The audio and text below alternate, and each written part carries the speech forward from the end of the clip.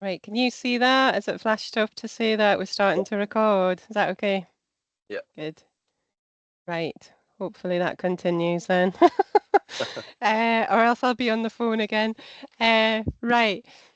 Gregor, thanks ever so much for joining me today. And thanks for taking the time to do this. As we've discussed previously, part of this piece, it's an education piece, and it's just to try and offer the opportunity for other golfers to learn from some experiences of navigating the pathway to the USA, what that looks like from a planning perspective in advance, what it looks like with your experience there, and also about a bit about your return to Scotland. So if you're okay, we'll crack on to the first bit. So just keen to understand a bit about that planning stage, about those initial conversations that you had, maybe with your family, about options and opportunities about going to America.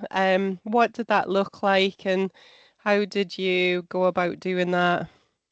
Yeah. So I actually was never planning on going to America at in the first stage. And I was with a tournament, someone who just came back from their first year and kind of told us how it was and how amazing they enjoyed it and like loved it really. So then that's when we kind of I started talking to my mum and dad about it, and I just start looking into it more and uh, just kind of going online and seeing about the schools and what it involves.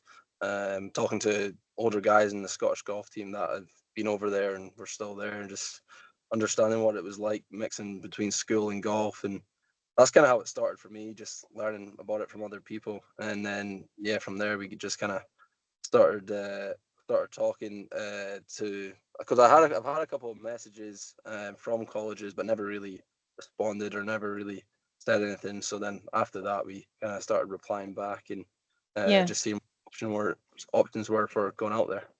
yeah. And do you feel like, in terms of that recruitment process and understanding who you needed to speak to, how did you know about that? I had quite a lot of friends that kind of, I guess you can do it in two ways, from an agency or if you just do it on yourself as well, which a lot of Hmm. people do. And it just depends with like if there's college coaches that have seen you play or seen your results, and sometimes they reach out to you, and other times you can reach out to them. So it was kind of a bit of a mixture of, we wrote a couple of emails to just some college coaches, and then got emails from college coaches, and then we kind of just weighed up the decisions from there and just seen what was going to be the best fit for myself. Okay, so that was a direct link with different colleges. You didn't use an agent then? No, I didn't use an agent, but I did talk to an agency and just more about like the paperwork and understanding what was needed, but not so Hmm. much for actually getting a school. I Yeah. know a lot of people that have went through agencies to get the school, and they're being good help to them to find the best match for them. Hmm.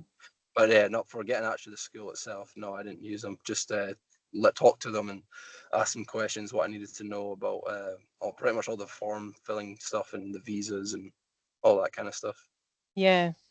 Okay, it's always good to explore different options, isn't it, about where you get that information from and understanding the full process from the paperwork right the way up.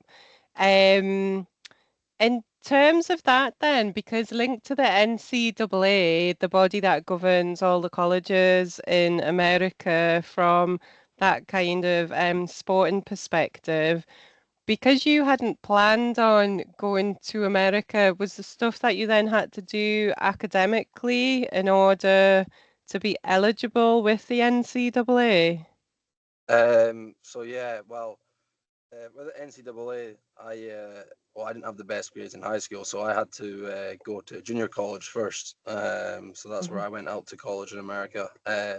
So I was maybe a grade or a couple grades short of getting into the eligible of the NCAA for like D1 or uh, I think there's D2 and D3 as well, maybe. Hmm. I came up short, but usually it's, yeah, I think you need to have so many grades, and then you have to do the SAT. And then so when I I didn't have to worry about the grades as such in high school. When I went over there, I had to do a similar test to the SAT, not the SAT itself, but very Hmm. similar, maths and English, and then just to see what kind of classes you go into. Yeah. But that is one thing I would say is making sure you stick in at high school, because if you get the grades that you like, the best you can get, then it's going to be better when you go out there with scholarship, and it'll just be easier to get in whatever school you want, really. Yeah.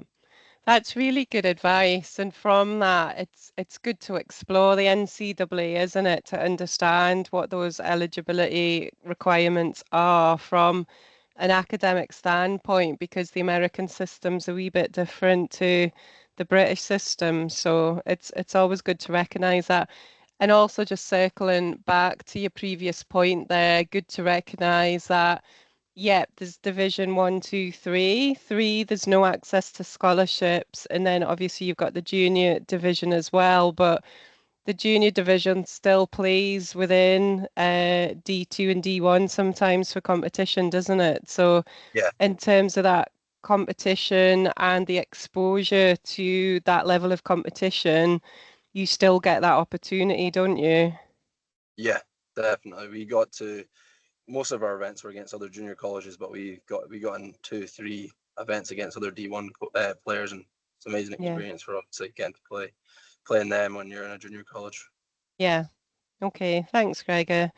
Um, When you looked at, in terms of that kind of application process and the costs and the process of being able to apply, I know you mentioned that support from the agency. Did you get that really through them in terms of that entire process, or were you aware of the costs that were going to be involved or any scholarship opportunities? No, yeah, we didn't really know much at all, really. It was from the agency that we kind of learned all about it and like the cost it would be, and if you got scholarship, obviously it cut off a lot of the costs, and just kind of learned from them about really most things about all the paperwork, the costs. So they are very useful to go through and talk to. But as well, we talked a lot to the coaches and Hmm. understood from them. They told us a lot of information about what we needed to do with all the contract stuff, and so I was just kind of trying to learn from everyone as much as possible, really. So you weren't going in there blindsided. You knew what you were signing up for. Yeah. And then just having that information gathering process, I think it's really important to make that time to do that, isn't it? Just in terms of that, because it's good to know what that environment actually looks like in order to ask the right questions, I suppose. And um, I know sometimes coaches can sometimes offer things that maybe don't come to fruition, but so it's good to do with the research in the background as well, isn't it? Okay. In terms of heading to the States, then you navigated that process about deciding where to go. Was there something about the college that you went to? What was it about that you chose that location, Gregor? Honestly, it was well. I talked to a lot of people that have been there in the past, so a lot of Scottish golfers in the past have been there. So I talked to them and their experience behind it, and it Yeah, was the coach as well. I think that's such a big part of picking a school, making sure you get along with the coach, and he's in it for the right reasons, and he wants you to get better, because the last thing you want to go out there is having problems with your coach, because then he's the one picking the teams, and if you're on the wrong side, they're not great that way. So it's, I think the biggest thing is just trying to find the right coach. And I thought when I went out there, he was really good, and had a great time, and he was great for me and great for all the guys on the team. yeah, So I would say that's definitely the biggest thing, making sure you find a right coach, really. yeah. And in terms of that, did you do a recce before you actually made your decision or not? The plan was, but I was locked down at the time, so I wasn't able to get out to visit anywhere. But because I knew so many people that were there in the past, I trusted their opinions on it, and saw Yeah, did like video calls with the coach and other people that have been there, and got loads of videos sent through, and just tried to learn about as much as the college I could, and try and see where I was going to get to practice, and the gym facilities and the class and all that. So yeah, I didn't go there in person, but I felt like I got a lot of information Yeah. from all the stuff that I did get given. Yeah, well, that was definitely a tricky time to navigate the whole of lockdown and be able to understand what that was like. So I'm glad it worked out really well. Where did you go in the end, Gregor? Where did Went you to choose? Midlands in West Texas. Yeah, So where yeah, I was over there. okay. In terms of heading to the USA, so when you were ready to just about go there, you've got your offer, you know what to expect. A lot of that's from experience from speaking to some of your friends there. What were the main things that you had to do in advance of actually getting on the plane and traveling there? Yeah, it's always hard to know what to expect when you go out there. But I was just saying your goodbyes to the family because you weren't going to see them for 3, 4 months at a time, and just making sure you like me just try to think about everything that I would need when I would be out there by myself. So I was just kind of preparing for that really and making sure I had the right stuff for going over. But leaving, I was just kind of I was more just excited to get over there. I didn't really know what to expect, so. Hmm. Um, Looking back on it now, it's just kind of yeah, it's a hard one actually to know because you never know what to expect when you go out there. Every school's so different. So yeah, it was more just realizing that you're out there by yourself now and got to get used to that for a wee while. Yeah. Well, it's a huge transition, isn't it? Away from, is that the first time that you lived away from home? Yeah, Yeah. So it's a huge transition, and especially that bit of recognizing that it's going to be another 4 months, probably minimum, until you're either back or you may be getting a visit. So it is a big thing. And yeah, is there something that, on reflection, would you have done anything differently in that kind of preparation phase? um, I'm not sure actually because it was probably just getting the little things right for. It was I don't know actually. It's quite hard. I don't know if I would have done much different because you can't really until you get out there, you don't really know what to expect. So it's kind of just Yeah, learning on the job really when you're out there.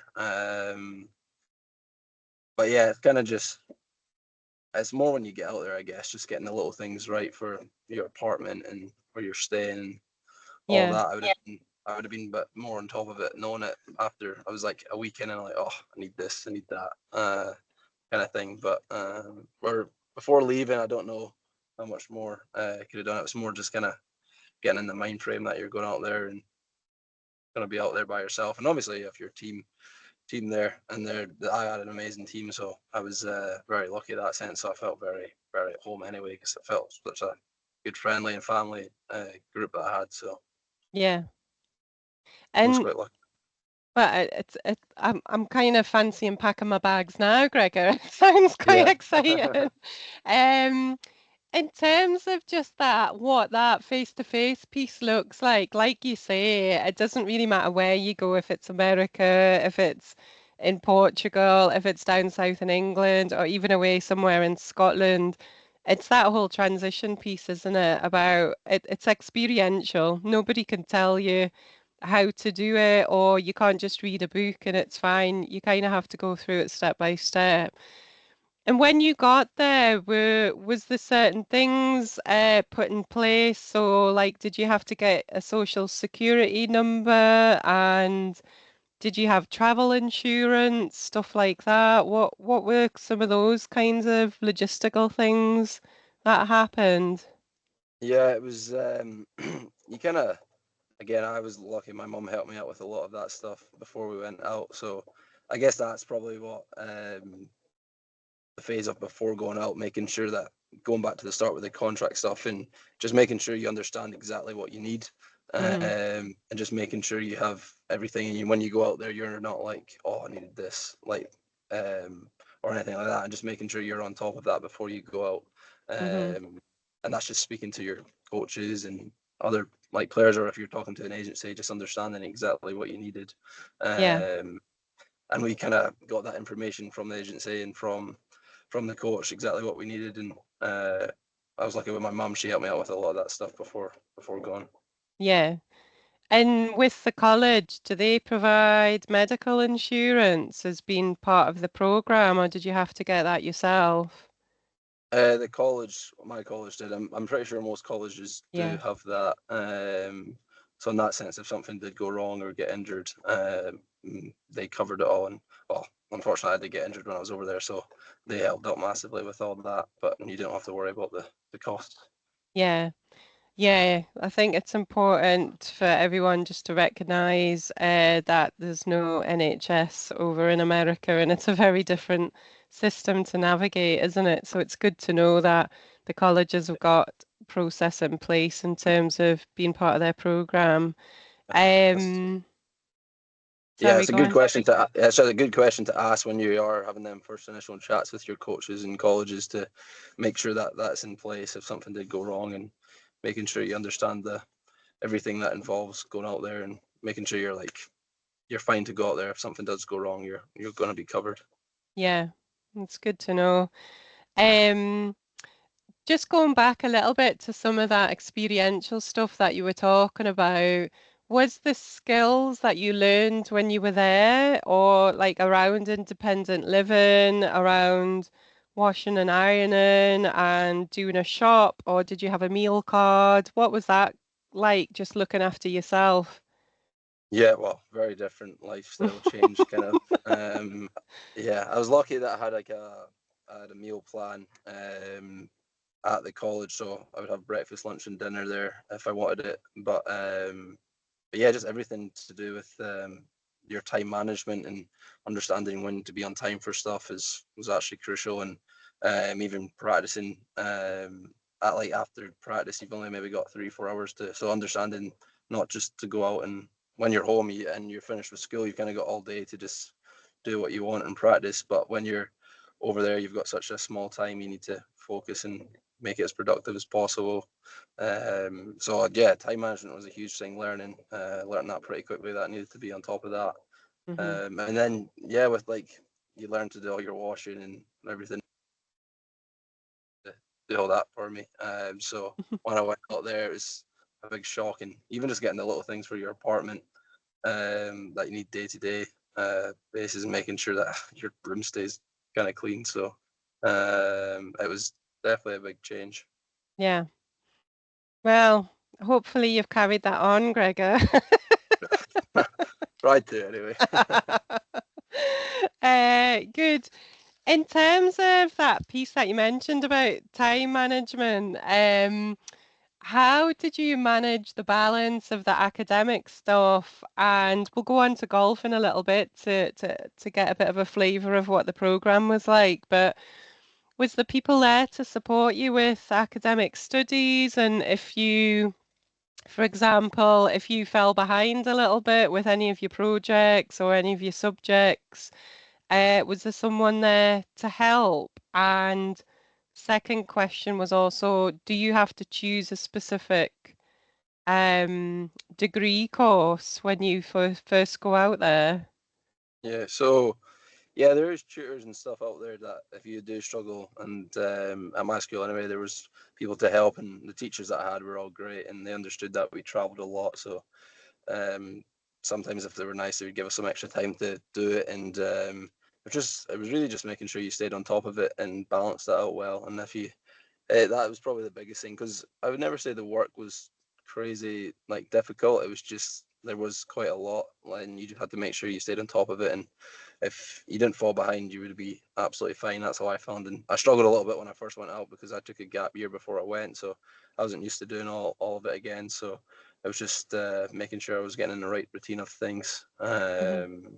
So yeah, that was definitely a learning curve as well. Just with the time management stuff, like at the end of the day, just doing a couple of assignments and getting it done really. Yeah. And in terms of that course piece, the way it's set out, do you have to choose the major that you're studying, or were you okay to choose different topics to equal a certain credit load? Yeah, so I think it changes on which school you go to if you have to choose it straight away. But I think Hmm. the first 2 years of any place you're at, you can kind of do a mixture of stuff, and then you have to decide for your third year when your degree actually starts. But I think a lot of people do also pick straight away, and they're like the first 2 years are still kind of general studies, but it's kind of based towards what they're going to do in their next couple of years. And I went out and I just did a general studies course because I didn't know what I wanted to study, so I just did a bit of everything. Okay, it's good to know. And now, going back across to your golf piece, what was that like in terms of the amount of hours that you were maybe training through the week and including that kind of physical prep sessions and any conditioning that you were doing and the travel as well? Can you just paint a little bit of a picture about what that program was like, Gregor? Yeah, so at my college, it was like you would do class from maybe 9 to 12 or 9 to 1. You'd have lunch, and then we would head to the golf course during the weekdays and be out there for 4 hours or 3 hours with the coach, doing what he would like to do, or we'd go out and play. And then if you wanted to, you could stay out and practice a little longer. But that's how the weekdays kind of were. You do your class in the morning, do your practice in the afternoon, or when you're out there, you have qualifiers to get into the teams as well. So a lot of time in the afternoon, you would go out and do a qualifier round to try and get in the team. So, and then on the weekend days, it was kind of very similar. It was like some of the weekends we'd get off, and some weekends we'd be practicing. So again, it was just a similar. You would go out and practice for however long with the coach and with the teammates, and then if you wanted to do extra practice, you could. So that's how a normal week would be like. But then whenever we had tournaments, that would maybe be every couple of weeks or every 3 weeks, and then it would be you would leave away, and we didn't have most of our events were in Texas, so it was just many buses and quite a couple of long drives, 8-9 hour drives. So it was kind of just getting used to that and then going and traveling. But the biggest one when you're away is also staying on top of your schoolwork and trying to keep on top of your assignments, and usually just do it on the bus, which wasn't too bad. But yeah, you get used to it all pretty quickly. And yeah, it comes back to the time management with during the weeks. Like you get to see how long after the first week or two, you get used to knowing what the coach is doing with you and your practice and how much you want to do. So you just learn to use the time to your best ability, really. Yeah, okay.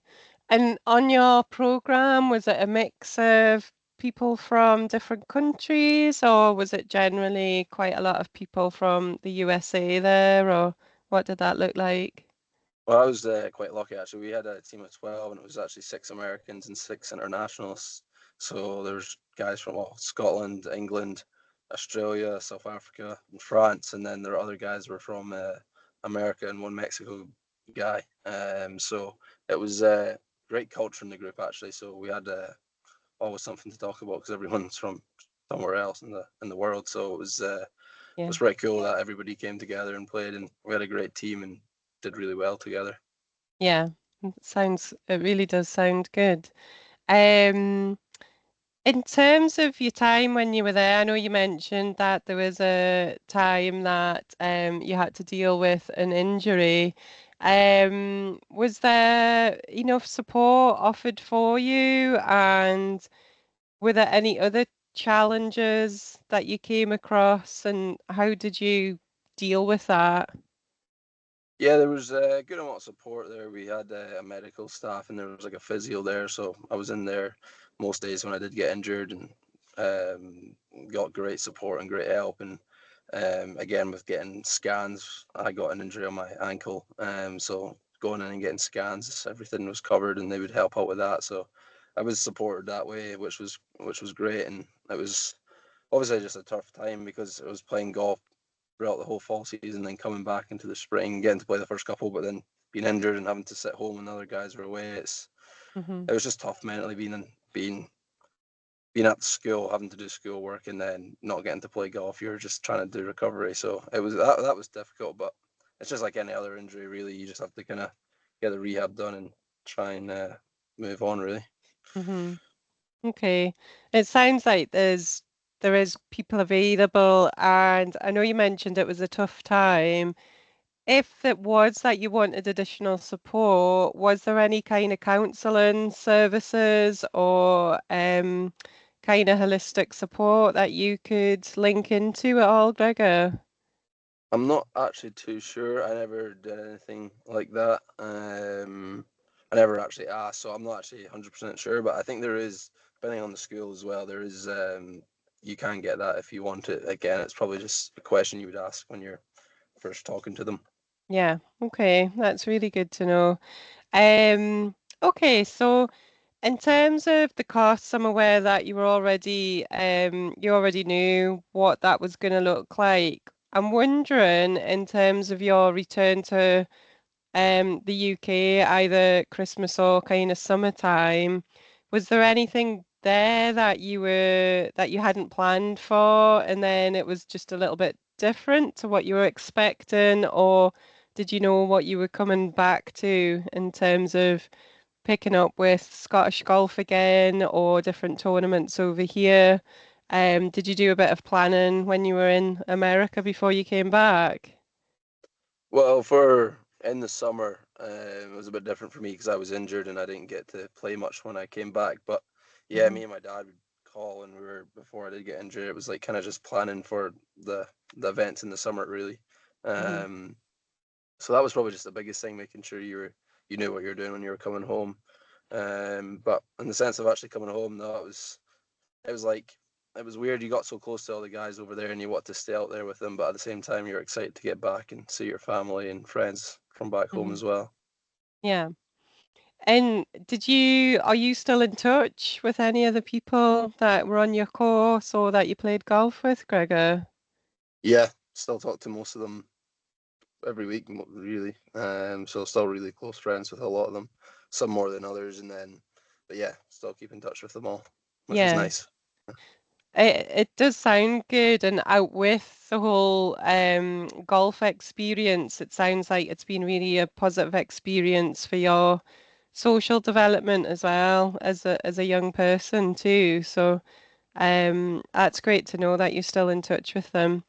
Um, In terms of, it would be remiss of me not to mention the weather because we're from Britain, and Scotland. So how did you adapt to the conditions in Texas? Because it's a little bit different to our rainy climate.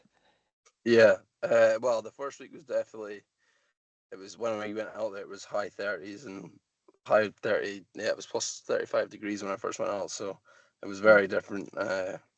Very different. Yeah. So it was just kind of first week was kind of challenging, just getting used to the heat. But time you got used to it again, it's just kind of getting used to it really.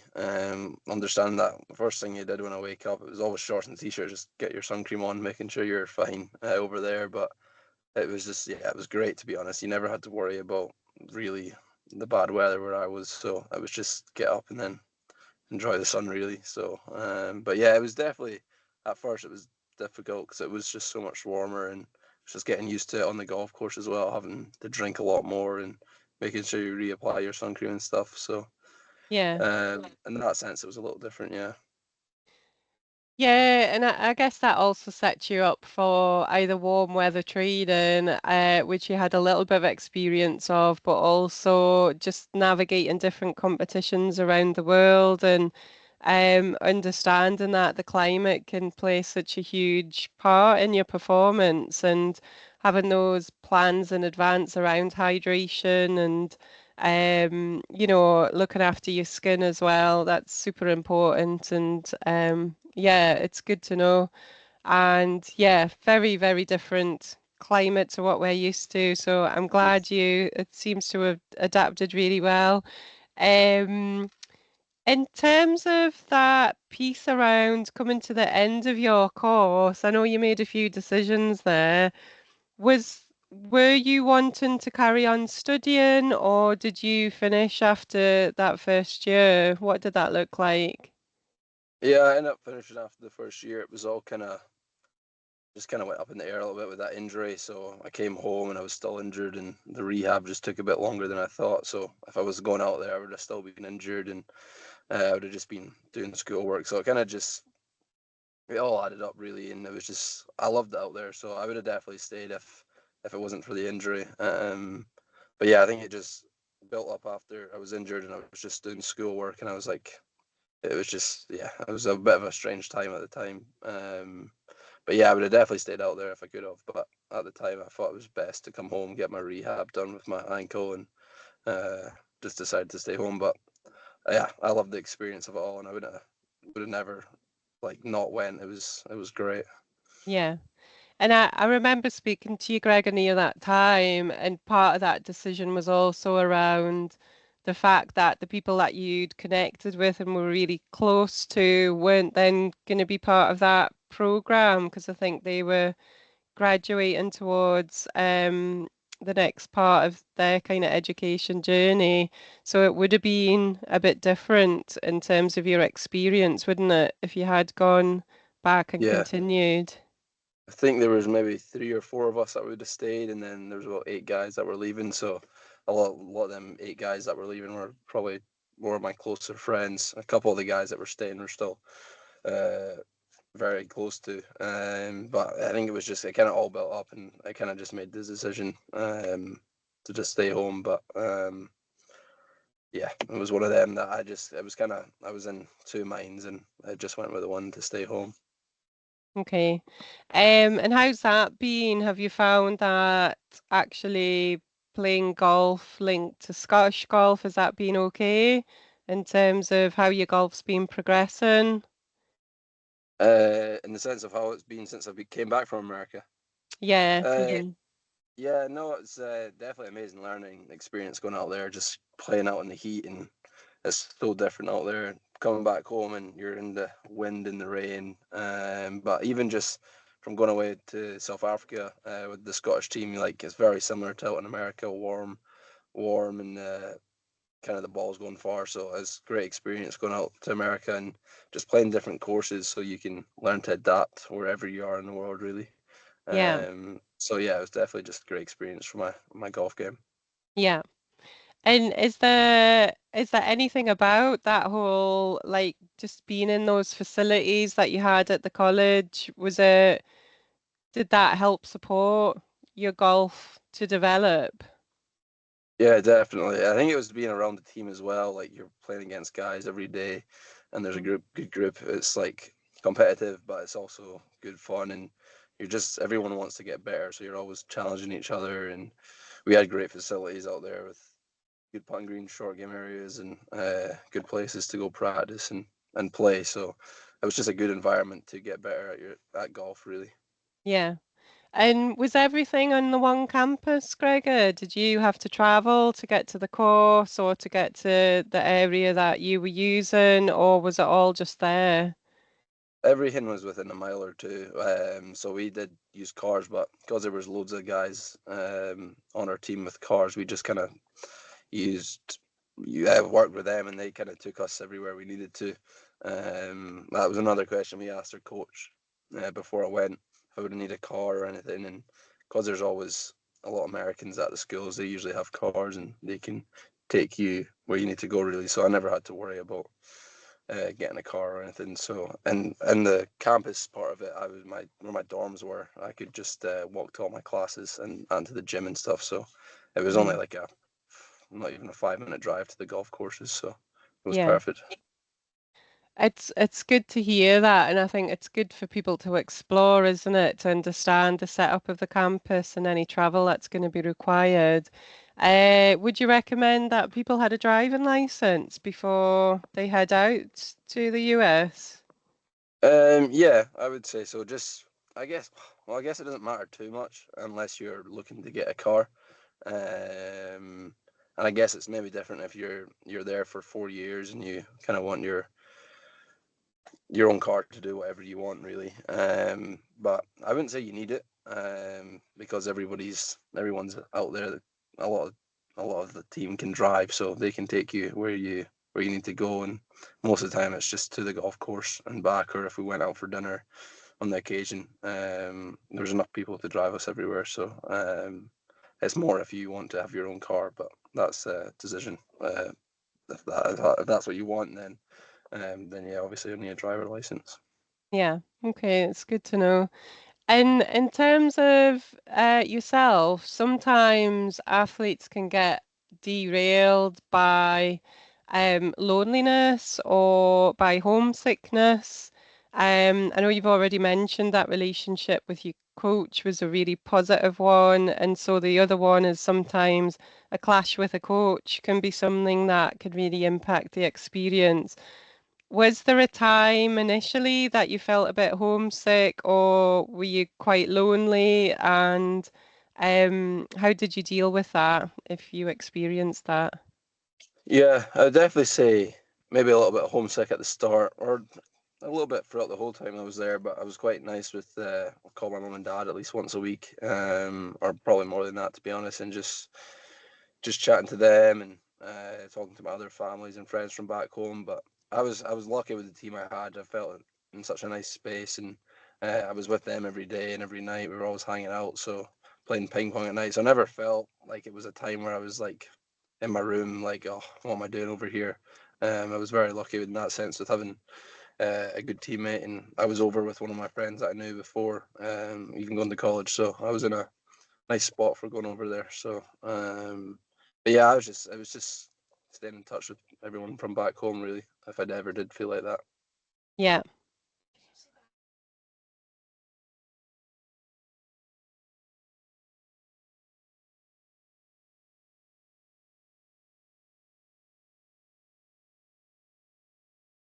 That's him arrived. Um, Greg, we're coming to the end of the massive list of questions. And in summary, it sounds like you've had a really positive experience. You've networked with different coaches, different colleges, you've done your research in advance. Oh, actually, when you got your visa, there's two places you can get your visa. You can go to London or you can go to Belfast. Which one did you decide to go to?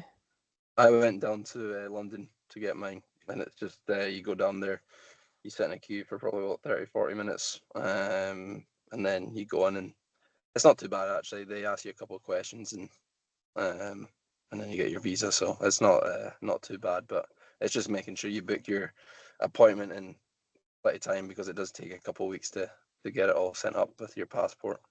Yeah, okay, that's good to know from a process point of view. Yeah. Um, if you were to give any top tips to prospective golfers looking at exploring USA as an option, what would those top tips be? Um, Honestly, the biggest one is actually just sticking at high school. Get the grades you want. I don't um look back on it and I wouldn't change anything. The only thing I would change is sticking at high school so you can pick whatever school you wanted to. Because I was very with my grades at school, I was very I guess I couldn't pick whatever school I wanted to go. I had to go to a junior college, which I wouldn't change now because the people I met and everything was great. But if it was to do it again, it would be sticking at high school, and so you can like your grades aren't what's going to stop you to go in whatever school you want to. Because if you're most likely wanting to go to, I'm going to be good enough to go to a good school. So I would say yeah, just sticking at high school and get the grades you want, and you can pick whatever school you really want to go to. Yeah, that's very wise advice, Gregor. Yeah, A that's the one letter thing I to would your have done. future self. Yeah, yeah, And you've already mentioned in hindsight you wouldn't have changed it because you have had a really great experience and you're in touch with a really good social group, which, hopefully that continues for a while, moving forward, and I guess impacts your future lifestyle as well, in terms of the connections and the experiences that you've shared together. yeah. Um, Gregor, if you could use three words, how would you summarize your experience of going to America? Um, I would probably use exciting. Um, oh, I did think about this to be fair, and now I'm like trying to think what the best words to use are. Yeah, definitely exciting. It's I think it was a lot of fun going out there.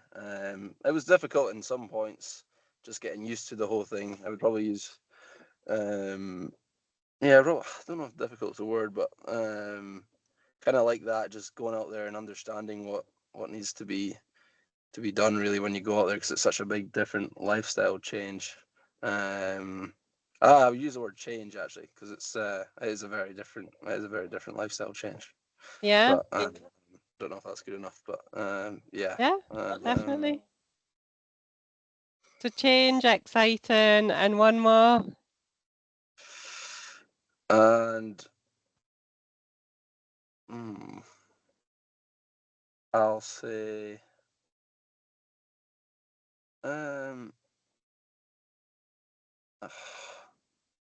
just so I don't know if I'm trying to think of a word, kind of like experience. Like it's just overall experience was just, yeah, it was cool. And now you get so many different experiences with it all. Like the first tournament you play, the first time you're meeting everybody. Trying to think of a word that I'm trying to use a word like experience with it. So We'll use two there and just name it life experience. life experience, yeah. And then that encompasses everything. Yeah. Yeah, I should have thought about that more. No, you're fine.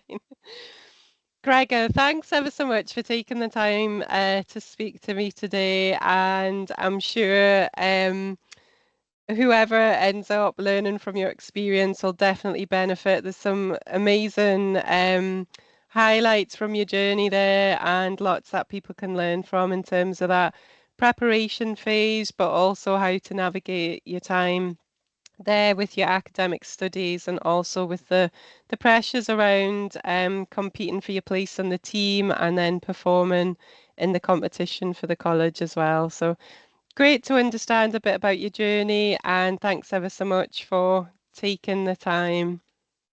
Thank No you. worries. Thank you.